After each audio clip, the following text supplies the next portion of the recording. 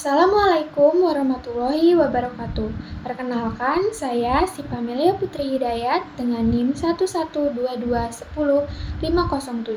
mata kuliah perpajakan, dosen pengampu Ibu Sindik Widati, SE MSI. Sebelumnya, dalam kehidupan bermasyarakat dan bernegara, pajak merupakan salah satu sumber utama pembiayaan pembangunan. Salah satu jenis pajak yang dekat dengan keseharian kita adalah pajak bumi dan bangunan atau yang biasa disebut dengan PBB. Meskipun terdengar sederhana, PBB memiliki peran penting dalam mendukung pembangunan infrastruktur dan layanan publik di daerah.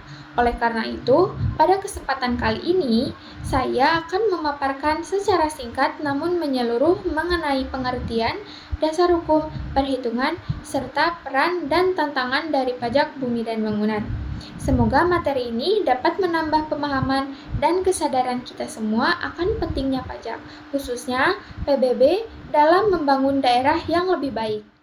Pajak bumi dan bangunan adalah pajak negara yang dikenakan terhadap bumi atau bangunan berdasarkan Undang-Undang Nomor 12 Tahun 1985 tentang Pajak Bumi dan Bangunan sebagaimana telah diubah dengan Undang-Undang Nomor 12 Tahun 1994.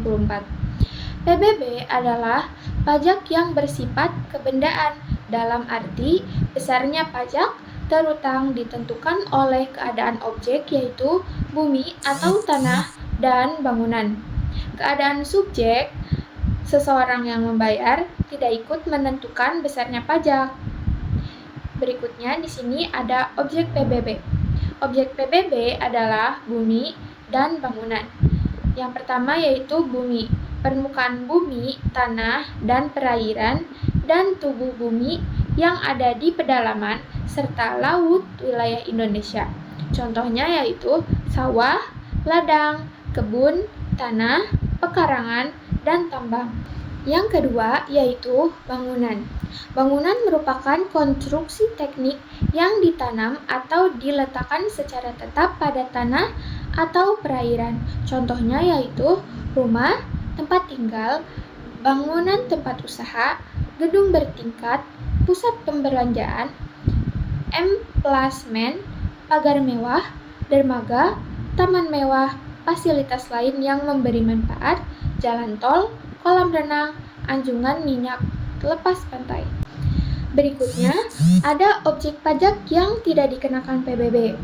Objek pajak yang tidak dikenakan PBB adalah objek yang pertama, digunakan semata-mata untuk melayani kepentingan umum di bidang ibadah, sosial, kesehatan, pendidikan, dan kebudayaan nasional yang tidak dimaksudkan untuk memperoleh keuntungan seperti masjid, gereja, rumah sakit pemerintah, sekolah, panti asuhan, dan candi.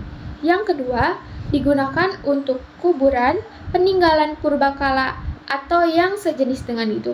Yang ketiga, merupakan hutan lindung, suaka alam, hutan wisata, taman nasional, tanah pengembangan yang dikuasai oleh desa, dan tanah negara yang belum dibebani suatu hak. Yang keempat, digunakan oleh perwakilan diplomatik berdasarkan asas perlakuan timbal balik. Dan yang terakhir yaitu yang kelima, digunakan oleh badan dan perwakilan organisasi internasional yang ditentukan oleh Menteri Keuangan. Setelah mengetahui objek pajak, berikutnya saya akan menjelaskan tentang subjek pajak dan wajib pajak.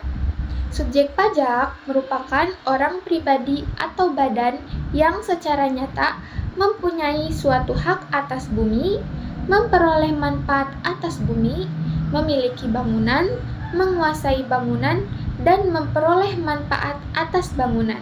Sedangkan wajib pajak adalah subjek pajak yang dikenakan kewajiban membayar pajak. Dasar pengenaan PBB adalah nilai jual objek pajak NJOP yang ditetapkan per wilayah berdasarkan keputusan Menteri Keuangan dengan mendengar pertimbangan dari bupati atau wali kota serta memperhatikan harga rata-rata yang diperoleh dari transaksi jual beli yang terjadi secara wajar, perbandingan harga dengan objek lain yang sejenis yang letaknya berdekatan dan fungsinya sama, dan telah diketahui harga jualnya. Lalu nilai perolehan baru dan penentuan nilai jual objek pajak pengganti.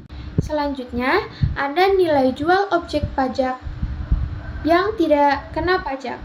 NJOP-TKP adalah batas NJOP atas bumi atau bangunan yang tidak kena pajak. Besarnya NJOP-TKP untuk setiap daerah kabupaten atau kota setinggi-tingginya adalah 12 juta rupiah dengan ketentuan yaitu setiap wajib pajak memperoleh pengurangan NJOP-TKP sebanyak 1 kali dalam 1 tahun pajak. Dan yang kedua yaitu apabila wajib pajak mempunyai beberapa objek pajak, maka yang mendapatkan pengurangan NJOP-TKP hanya 1 objek pajak yang nilainya terbesar dan tidak bisa digabungkan dengan objek pajak lainnya. Berikut ini ada dasar perhitungan PBB. Dasar perhitungan PBB adalah nilai jual kena pajak. Besarnya persentase NJKP adalah sebagai berikut. Objek pajak perkebunan adalah 40%, objek pajak kehutanan adalah 40%, objek pajak pertambangan adalah 40%. Objek pajak lainnya, pedesaan dan perkotaan, apabila NJOP-nya lebih dari 1 miliar adalah 40% dan apabila NJOP-nya kurang dari 1 miliar adalah 20%. Sebagai contoh, sebuah tanah dan bangunan yang terletak di daerah perkotaan memiliki NJOP sebesar 2 miliar. Sementara itu, nilai NJOP-TKP untuk objek tersebut adalah 12 juta. Berdasarkan ketentuan, karena NJOP lebih besar dari 1 miliar, maka persentase NJKP adalah 40%, dengan tarif PBB adalah 0,5%. Untuk mengetahui besar PBB yang harus dibayar, kita akan melakukan 2 langkah, yaitu yang pertama menghitung NJKP, nilai jual kena pajak. NJKP di sini yaitu sama dengan 40% dikali NJOP dikurangi NJOP-TKP. Maka nilai NJKP yaitu 40% dikali 2 miliar dikurangi 12 juta. Sama dengan 40% dikali 1 miliar 900 juta 88 juta. Jadi nilai NJKP-nya yaitu 795.200.000 rupiah. Yang kedua yaitu menghitung PBB yang harus dibayar. Rumus PBB yaitu tarif dikali NJKP sama dengan 0,5% dikali 795.200.000 rupiah. Maka PBB sama dengan 0,005 dikali 795.200.000 rupiah sama dengan 3.976.000 rupiah. Jadi, besar PBB yang harus dibayar adalah 3.976.000 rupiah. Dalam pajak bumi dan bangunan terdapat tantangan yang harus dihadapi, yaitu yang pertama ketidaksesuaian NJOP dengan harga pasar, di mana nilai yang dikenakan pajak seringkali tidak mencerminkan nilai pasar sebenarnya. Yang kedua yaitu kurangnya kepatuhan wajib pajak. Masih banyak masyarakat yang belum menyadari atau mengabaikan kewajiban membayar PBB. Yang ketiga, basis data yang kurang akurat, di mana data tanah dan bangunan belum terupdate atau tidak sesuai dengan kondisi di lapangan. Yang keempat yaitu kesulitan penilaian objek pajak. Penilaian NJOP sering terkendala pada objek dengan karakteristik khusus atau kompleks. Yang kelima yaitu keterbatasan teknologi dan sistem informasi. Belum semua daerah menerapkan sistem digitalisasi pajak yang memadai. Dan yang terakhir yaitu keterbatasan sosialisasi. Masyarakat kurang memahami fungsi dan pentingnya PBB karena kurangnya edukasi dari pemerintah. Sebagai penutup, pajak bumi dan bangunan merupakan instrumen penting dalam sistem perpajakan daerah yang tidak hanya menjadi sumber pendapatan, tetapi juga berperan langsung dalam mendorong pembangunan dan pelayanan publik. Pemahaman yang baik tentang PBB mulai dari objek, subjek, perhitungan, hingga kewajiban membayar diharapkan dapat meningkatkan kesadaran dan kepatuhan masyarakat.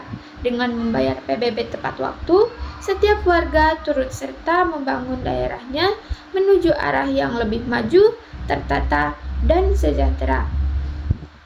Sekian pemaparan materi dari saya. Mohon maaf bila ada kesalahan. Wassalamualaikum warahmatullahi wabarakatuh.